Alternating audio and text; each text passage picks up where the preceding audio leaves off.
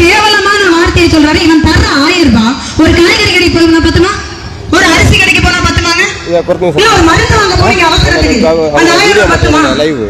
ஒரு 1000 ரூபாயை தந்துட்டு ஊர் ஃபுல்லா கொட்டை அடிச்சு நம்மளை அசிங்கப்படுத்தின இதே திமுக திராவிட கட்சிக்கு தான் நீங்க மறுபடியும் ஓட்டு போட போறீங்களா?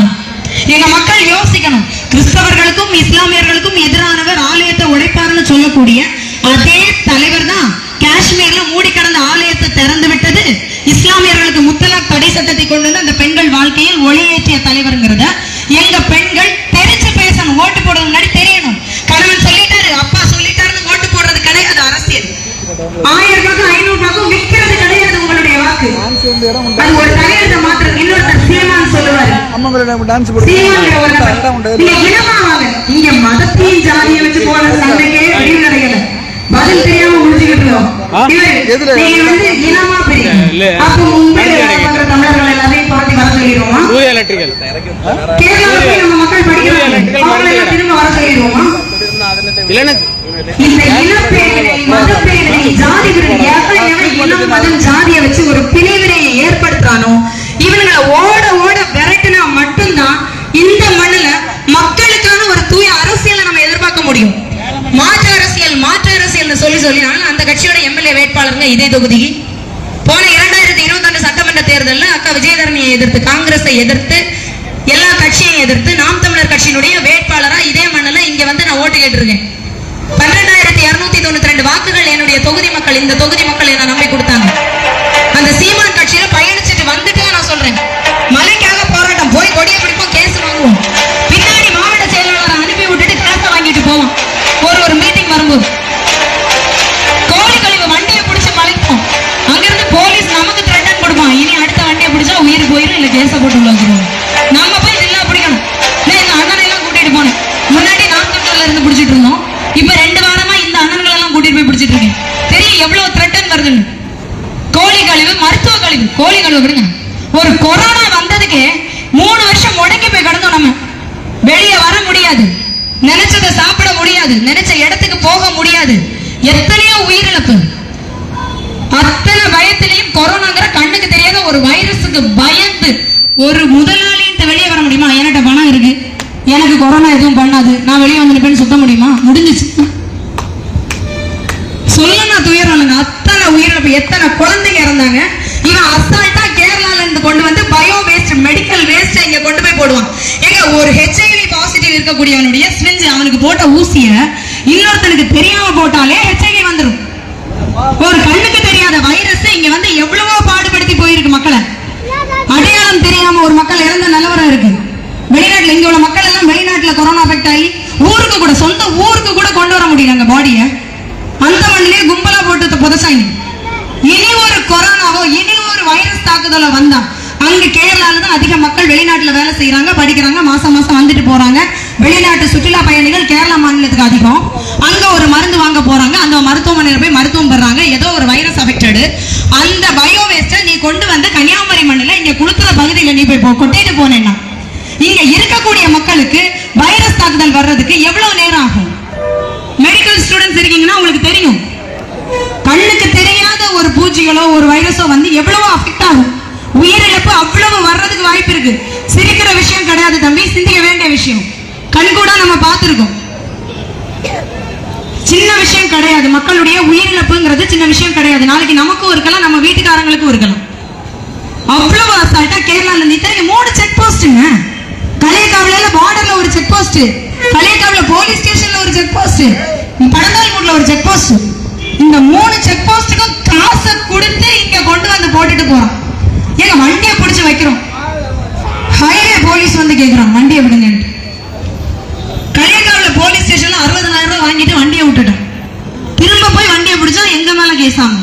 இது எப்படி இருக்கு பாருங்க இந்த ஜனநாயகம். இந்த சட்டம் ஒழுங்கு காவல்துறை முழுக்க முழுக்க உங்களுடைய முதல்வர் நீங்க ஓட்டு போட்டு வாக்களிச்சு தேர்ந்தெடுத்து பதவியில் அமர வைத்த மு.க. ஸ்டாலின் ஐயாவின் கட்டுப்பாட்டுல முழுமையா இருக்கு. ஆட்சிக்கு வந்து 3 வருஷம் ஆகியும் எந்த ஒரு பிரச்சனைக்கும் தீர்வு கிடையாது. 160 நாள்ல மக்கள் பிரச்சனையை தீர்த்துருவேன்னாரு. தீர்த்துட்டாரா? குடிய ஒழிப்பேன் ஒழிச்சுட்டாங்களா? வேலை வாய்ப்பு கொடுப்பேன் கொடுத்துட்டாங்களா? கல்வி கடன் ரத்து கொடுத்துட்டாங்களா? கல்வி கடன் ரத்து பண்ணிட்டாங்களா? எது ஒண்ணுமே செய்யாதப்போ மறுபடியும் எந்த மூஞ்சி வச்சு நம்மகிட்ட ஓட்டு கேட்கறாங்க. நம்மளும் எதை வச்சு வாக்கு உட்காந்துட்டானா? அது ஒரு 1000 ரூபாய்க்காகவா? சொல்லுங்க, யோசிங்க. ஐயா பொன் ராதாகிருஷ்ணனுக்காக ஓட்டு கேட்க நாங்க தலை நிமிர்ந்து நிற்போம். இங்க இருக்கக்கூடிய குளித்துறை பாலம், புதிய பாலத்தை கொண்டு வந்து கொடுத்தது எங்கள் ஐயா பொன் ராதாகிருஷ்ணன் அவர்கள். குளித்துறை மேம்பாலம் அத்தனை பேரும் பயணிக்கிறோம். பார்வதிபுரம் மேம்பாலம் இப்ப இருக்கக்கூடிய இதே திமுக, அதிமுக, காங்கிரஸை சேர்ந்த அத்தனை அமைச்சர்களும் அத்தனை எம்எல்ஏக்களும் பயணிக்கக்கூடிய சாலை. அத்தனை கட்சிக்காரங்களும் அதுல பயணிக்கிறாங்க. இந்த சாலை வர்றதுக்கு, மேம்பாலம் வர்றதுக்கு முன்னாடி இதே கட்சியை சேர்ந்த, கூட்டணி கட்சியை சேர்ந்த ஹெலன் டேவிட்சன் சொல்றாங்க, இது சாத்தியம் கிடையாது, சாத்தியமே இல்ல. அவங்க சாத்தியம் இல்லைன்னு சொன்ன ஒரு விஷயத்தை சாத்தியப்படுத்தி காட்டினது எங்க ஐயா பொன் ராதாகிருஷ்ணன் அவர்கள். அவர் ஜாதி பார்த்தாரா, மதம் பார்த்தாரா? மதத்திற்கான தலைவர் அவரு. எங்க மீனவ மக்கள், கத்தோலிக்க கிறிஸ்தவ மீனவ மக்கள் இங்க இருந்து ஈரான்ல கொரோனா டைம்ல மாட்டினப்ப 365 மீனவர்களை விமானங்கள் முடக்கப்பட்ட போது விமானங்கள் வழியாக மீட்டு கொண்டு வர முடியாதுன்னு கையை விரிச்ச போதும் கப்பல் அனுப்பி கூட்டிட்டு வந்தவருங்க ஐயா பொன் ராதாகிருஷ்ணன். கப்பல் அனுப்பி எங்க மீனவர்களை மீட்டு கொண்டு வந்தவர். இவரு சிறுபான்மைக்கு எதிரானவர்களா? ஏங்க நம்ம தமிழ்நாட்டுல தான் இருக்கும், கன்னியாகுமரி மாவட்டத்துல இருக்கும். ஓட்டு போடுறது முன்னாடி நல்லா யோசிக்க வேண்டிய விஷயம். ஓட்டுக்கு மட்டும் நான் மதமா பிரியமா? ஒண்ணே கூட பழகும் போதோ, ஒன்னா படிக்கும் போதோ, வேலை செய்யும் போதோ, ஒரு வியாபாரம் பண்ணும் போது, உங்களுடைய வர்த்தகத்தை பெருக்குவதற்கோ உங்களுக்கு ஜாதி மதம் தெரியல, எல்லாருமே வேணும், எல்லாருமே ஒண்ணுக்குள்ள ஒண்ணு, காந்தி வளர்ந்த மண் அப்படிங்கும். ஆனா தேர்தல்ல மட்டும் ஒரு பிரிவினை வரும். மதம், ஜாதி, இனம். உங்களுக்கு வியாபாரி வேணுமா? வசந்தன் கோவை பெருக்கிய முதலாளி வசந்தன் கோ பிரான்ச்களை கொண்டு வந்த விஜய் வசந்துக்கு வாய்ப்பு கொடுங்க. இந்த மண்ணில இந்த 3 வருஷம் அவர் அதை மட்டும் தான் செஞ்சாரு. வசந்தன் கோ பிரான்ச்சை மட்டும் தான் உருவாக்கி வச்சாரு. அதிகமா இல்ல, மக்களுக்கான தலைவர் வேணும்னு நினைச்சீங்கன்னா இவர் ஆட்சியில் இருக்கும்போது, இந்த விஜய் வசந்தன் கோ குடும்பம் வர்றதுக்கு முன்னாடி ஆட்சியில் இருக்கும்போது 48,000 கோடி இந்த மண்ணில செலவிட்டிருக்காரு மக்கள் நல திட்டங்களுக்காக. பாஸ்போர்ட் அப்ளை பண்ண முன்னாடி திருநெல்வேலி போய் கஷ்டப்படணும். எங்க மக்கள் கஷ்டப்படக்கூடாதுன்னு நாகர்கோவில கொண்டு வந்து கொடுத்தது ஐயா பொன் ராதாகிருஷ்ணன். ஒரு மத்திய கவர்மெண்ட் என்னங்க பண்ணணும்? மற்ற மாவட்டங்களை விட, மற்ற நாடுகளை விட, இப்போ ஒரு பிரைம் மினிஸ்டர் பண்ண வேண்டிய வேலை இங்க ரோடு நல்லா இருக்கான்னு பாக்குறது கிடையாது. மற்ற நாடுகளை விட இந்தியா முன்னேறிய நாடா இருக்கான எல்லாத்திலையும் முதன்மை பெற்று விளங்குறதுக்கு செய்யக்கூடியது மத்தியில் அவர்கள் அரசு, பிரதமர் செய்யக்கூடிய வேலை. அதை அவர் சிறப்பா செஞ்சிருக்காரு. முன்னாடி எல்லாம் நீங்க காஷ்மீர்ல பாருங்க, டெய்லி குண்டுவெடிப்பு, இந்த குண்டுவெடிப்புல இத்தனை ராணுவ வீரர்கள் பலி, இந்த குண்டுவெடிப்புல இத்தனை மக்கள் பலி, அவ்வளவு உயிரிழப்பு நடந்துச்சு. ராணுவத்துக்கு ஒரு ஃப்ரீடம் கிடையாது.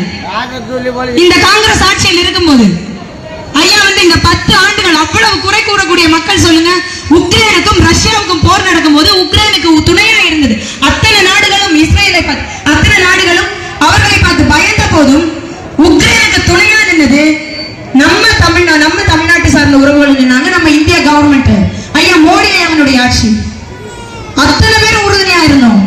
நாடு பார்த்தோமா, மதம் பார்த்தோமா, ஜாதி பார்த்தோமா? இஸ்ரேல் போர் நடக்குதுங்க. இஸ்ரேல் பிரச்சனையில இஸ்ரேல் சொல்லுது, எங்க கிறிஸ்தவ நாடு இஸ்ரேல் சொல்லுது, எங்களுக்கு இந்திய கவர்மெண்ட் தான் உதவணும், மோடி ஐயாவின் ஆட்சி தான் உதவணும். இவர் கிறிஸ்தவர்களுக்கு எதிரானவரா? கிறிஸ்தவர்கள் பெரிதும் மதிக்கக்கூடிய போப்பாண்டவர் ஒரு பிரதமருக்கு பேசக்கூடிய அனுமதிக்கக்கூடிய நேரம் 5 நிமிஷம். அந்த போப்பாண்டவர் ஒரு நாட்டின் பிரதமருக்கு கொடுக்கக்கூடிய நேரம் 5 நிமிடம். இவருடைய திட்டங்களால் ஈர்க்கப்பட்டு 45 நிமிஷம் இந்த மோடி ஐயா கிட்ட பேசியிருக்காரு. அத்தனை நாடுகளும் முதல்ல இந்தியாவா கருப்பு கம்பளம் வச்சுட்டு இருந்தான். இப்ப எல்லாரும் முதலடியா நீங்க வாங்கன்னு கூப்பிடுற அளவுக்கு கொண்டு வந்து விட்டது மோடி ஐயாவின் ஆட்சி. சிறுபான்மை மக்களை சொல்லிக்கிட்டு இருக்கோம். எங்க முதல் முறையா சிறுபான்மை மக்கள் ஐயா அப்துல் கலாமை குடியரசுத் தலைவர் ஆக்கியது பிஜேபி கவர்மெண்ட். இவர் எப்படி சிறுபான்மைக்கு எதிரானவர்? இப்ப இருக்கக்கூடிய குடியரசுத் தலைவரையும் அழகு பார்க்கிறது, பட்டியலினத்துக்கு சார்ந்தவர். இவர் சிறுபான்மைக்கு எதிரா? இப்ப இருக்கக்கூடிய குடியரசுத் தலைவரையும் அழகு பார்த்தது பிஜேபி கவர்மெண்ட். இங்க தமிழ்நாட்டுல மட்டும் இவங்க நம்மளுடைய ஓட்டை வாங்குறதுக்கு இந்த ஜாதி மதம் வேதம்னு சொல்லி பிரிச்சு ஏன்னா இதை சொல்லலைன்னா கோவில் இடிப்பாங்க. இவங்க அவனுக்கு ஓட்டு போட்டா கோவில இடிப்பானுங்களாம் அப்படின்னு சொன்னா எங்க அம்மாக்கள் எல்லாம் பயந்துருவாங்க. கோவில இடிப்பானுங்களாம் ஏசப்பா, அப்ப இவங்க வந்துடவே கூடாது. இந்த பக்கம் இஸ்லாமிய பள்ளிகள் எல்லாம் இடிச்சிருவாங்க. இஸ்லாமிய பெண் நம்ம பள்ளியை இடிச்சிருவாங்கன்னா அப்ப இவங்க வரவே கூடாது. இந்த வார்த்தையை உங்ககிட்ட இருந்து கொண்டு வர்றதுக்கு அவன் போடுற டிராமா தான் இது இந்துக்களுக்கானது இந்துக்களுக்கானது இந்துக்களுக்கானது.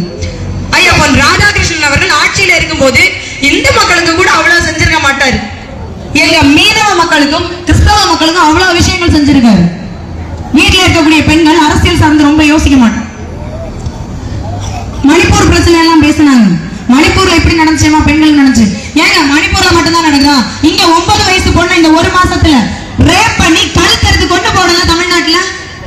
இங்க ஜாதி விட்டு ஜாதி கல்யாணம் பண்ணாலும் தோவாலை ஒரு பையனை வெட்டி கொள்ளலையா? இதான் இந்த சமூக நீதி ஆட்சியில தானே நடந்துச்சு, திமுக ஆட்சியில தானே. ஐயா முதல்வர் கோமால உட்கார்ந்து இருந்தாரா? முக ஸ்டாலின் கோமாலையா இருந்தாரு?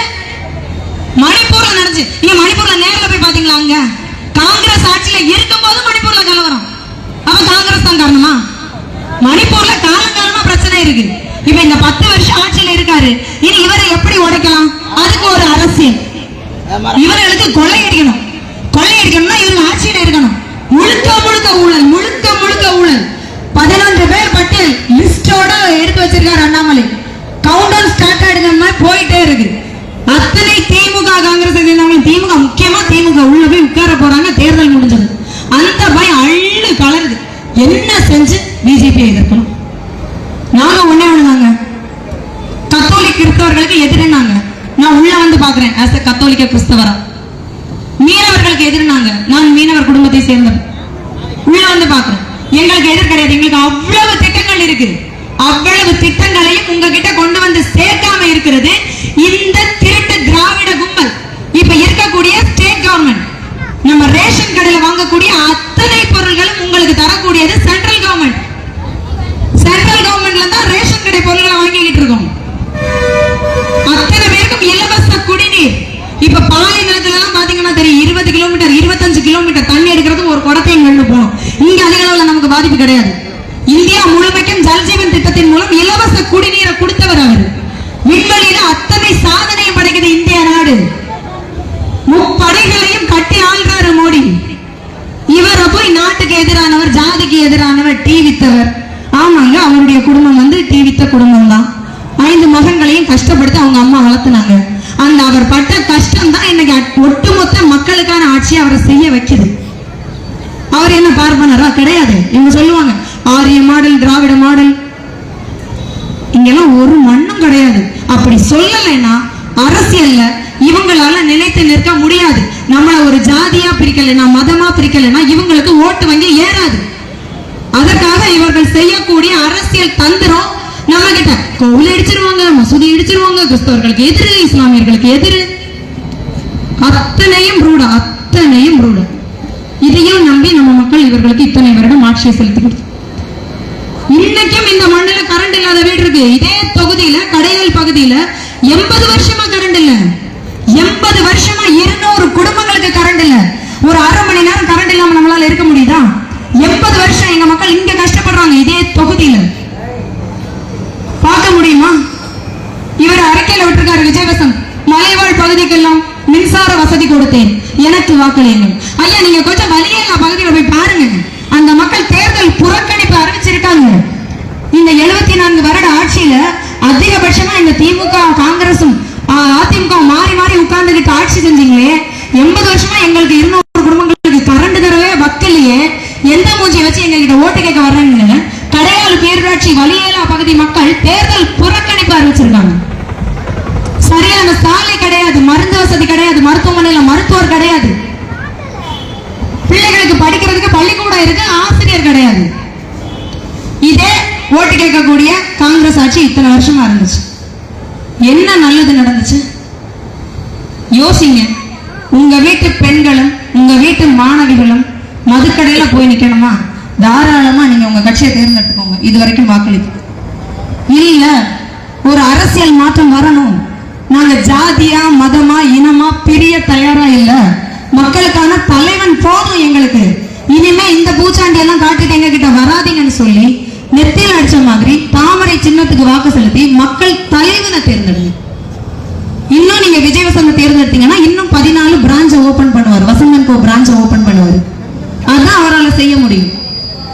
மக்களுக்கான திட்டங்களை உள்கட்டமைப்பையோ அவரால் கொண்டு வர முடியாது. உலக நாடுகளே வியக்கிற அளவுக்கு நாட்டை மாத்திக்கிட்டு இருக்காரு இந்த 10 வருஷத்துலயே ஐயா மோடி. அவர் வந்து ஒரு மதத்தின் தலைவரா அடக்காதீங்க. உங்களுக்கு அவருக்கும் தனிப்பட்ட பகை இருக்கா? உங்க வீட்டு பிள்ளைய கையை பிடிச்சி இழுத்தாரா மோடி? இல்ல நீங்க போன ஆலயத்தை வந்து உடைச்சிட்டாரா? எதோ ஒன்னையுமே பார்க்காம எவனோ ஒருத்தன் சொல்றான், எவனோ ஒருத்தன் சொல்றதை கேட்டுட்டு மீடியால வர்றதை பார்த்துட்டு நம்ம வந்து ஒரு மதமா அடைக்கப்போம். நமக்கு நேரடி பாதிப்புகள் ஏதாவது இருக்கா? அவர்கள யோசிங்க.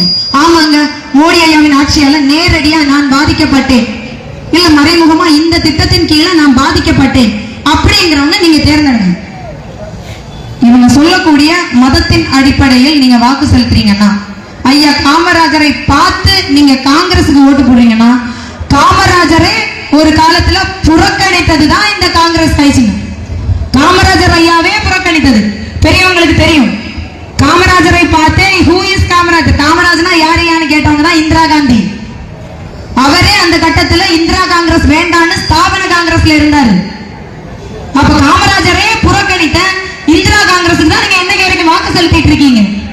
பழைய காங்கிரஸ் தலைவர்கள், காமராஜர் ஆட்சியை தரக்கூடிய தலைவர்கள் இப்ப கிடையாதுங்க. அதுல பழைய கம்யூனிசமும் இன்னைக்கு கிடையாது. அது என்னைக்கோ செத்து போச்சு. இன்னைக்கு இருக்கிறவங்க எப்படி காசை கொள்ளையடிக்கலாம், தேர்தல் வந்தா எத்தனை பெட்டி வாங்கலாம், இதுலதான் அவங்க எண்ணமே தவிர மக்களுக்கான வாழ்க்கையை மேம்படுத்தி கொடுக்கறது அவங்க எண்ணம் கிடையாது. யோசிச்சு நாங்க சொல்றதுல ஏதாவது ஒரு சில விஷயங்கள் சரின்னு தோணுச்சுன்னா ஒரு மாற்றம் கண்டிப்பா வரணும்னா அது நம்ம கிட்ட இருந்தா வரணும். அதனால யோசிச்சு ஓட்டு போடுங்க. நன்றி, வணக்கம்.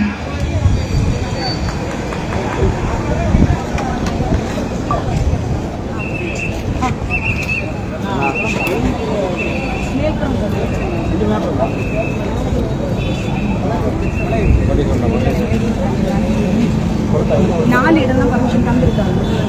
ஆமா, இதை முடிச்சுட்டு கிள்ளியூர்ல வர பொதுக்கூட்டம்.